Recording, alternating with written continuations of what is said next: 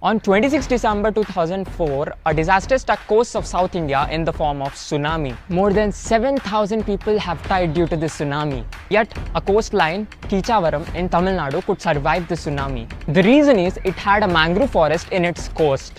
Mangrove forests acts as a buffer between land and sea. And during conditions like cyclone and tsunami, it controls the water flow. But these valuable ecosystems which help us combat cyclones, tsunamis and rising sea levels due to climate change are slowly disappearing. More than 35% of the mangrove forests on this planet got deforested in the recent decades. India accounts for more than 50% of the mangrove forests on this planet.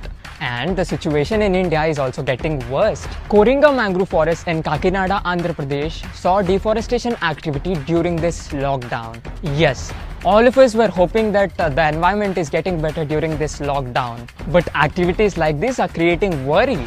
To put into context, Kakinada faced a devastating cyclone in the year 1996. More than 250 villages got affected and 2 entire villages were underwater.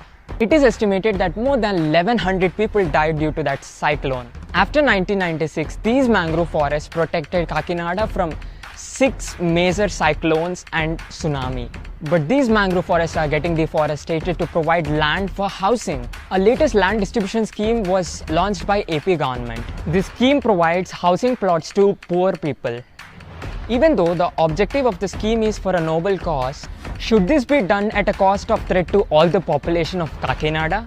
Here we are talking about lakhs and lakhs of people. These mangroves are the natural security guards. They have been protecting city of Kakinada from centuries. On April 17, 2020, the NGT National Green Tribunal has urged the state government of Andhra Pradesh to stop the destruction.